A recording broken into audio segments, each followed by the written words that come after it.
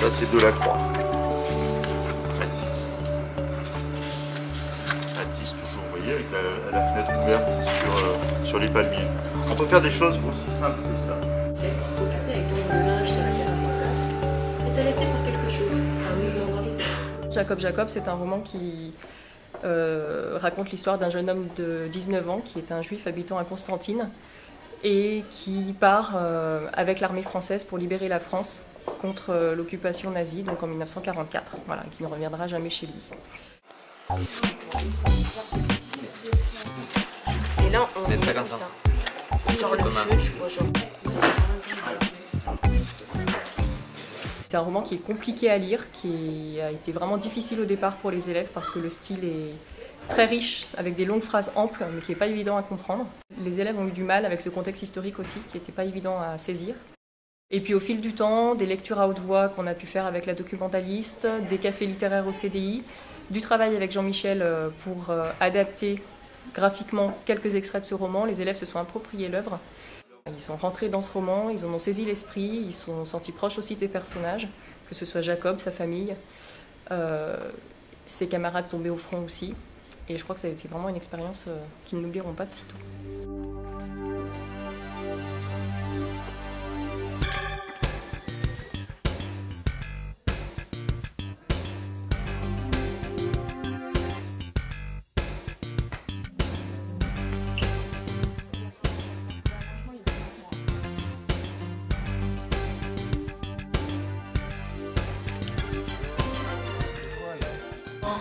Pas plus puissant que les ouragans. Et les liens ne sont plus très loin.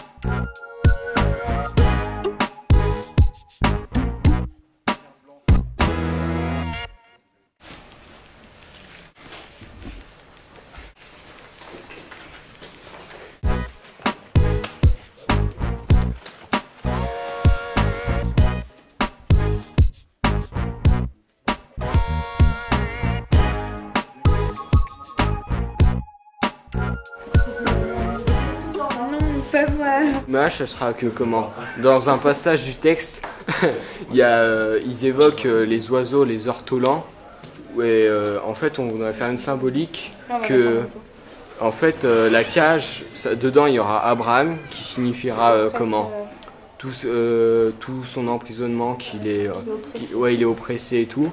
Et dehors, on mettra une hirondelle parce que à un moment dans l'extrait, il dit, Valérie Zenati dit que comment on peut pas enfermer une hirondelle dans une cage.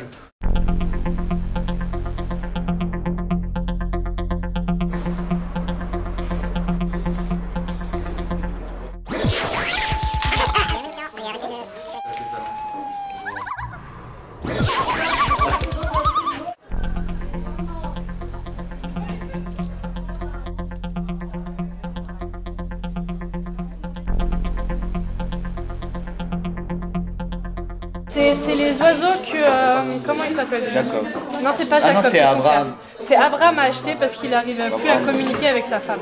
Abraham, ouais. Pourquoi est-ce qu'il a acheté des oiseaux? C'est pour se remonter le moral et pour qu'il arrive à discuter avec... C'est pour détendre l'atmosphère de Oui, la aussi. maison. Ça fait longtemps que je l'ai lu. Non, en fait, c'est pour détendre l'atmosphère de la maison parce qu'il trouvait qu'il s'était tendu entre lui et sa femme, qu'ils n'arrivaient plus à parler, tout ça. Et Ça va être pas mal. il voulait renouer le contact et il lui a pris des oiseaux chantaient. Oui.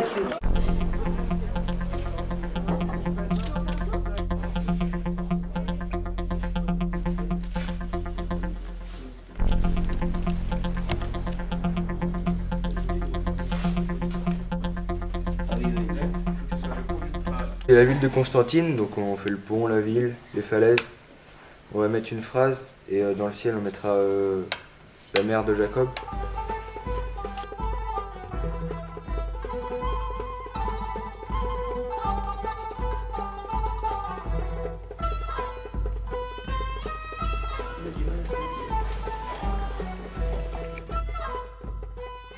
On dirait un timbre. Oui, ça représente un timbre avec à l'intérieur une sorte de mandala avec des graphiques orientaux. Et il y a deux drapeaux. Et il y a deux drapeaux, ça représente... vu que Jacob vient d'Algérie et qui fait la guerre pour la France, et bah du coup, voilà. Mais en fait, là, t'en es quoi? Et voilà.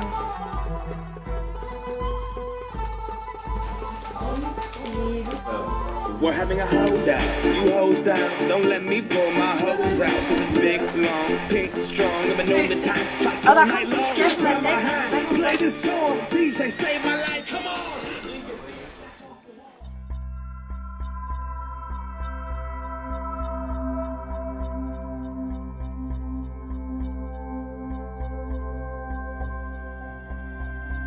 Ah mais il y a des gens qui vous diront ça et ils auront raison de leur point de vue. Enfin, je veux dire, il y a des écrivains qui font un plan très détaillé.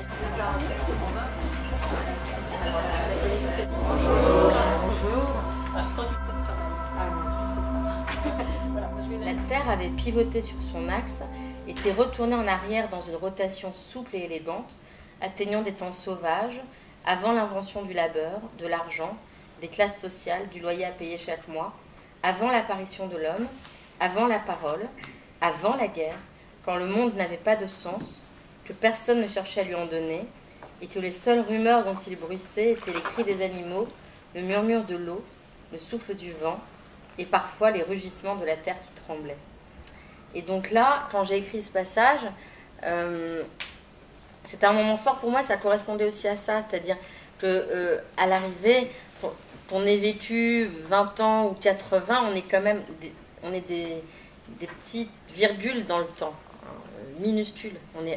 Et ce que j'aime, moi, ressentir, et aussi en littérature, c'est voilà, cet état de l'homme qui est pas grand-chose. Écrire, c'est donner une existence à tout ce qui se passe à l'intérieur, et qui peut être très très fort. Donc pour moi, c'est extraordinaire. C'est une expérience qui est très très forte, et ça peut être même une drogue à un moment donné. Quand j'écris, j'ai envie d'écrire, j'ai envie de retrouver cet état. Je dis, c'est comme une drogue, comme l'amour, c'est quelque chose qui obsède. Oh là là là là.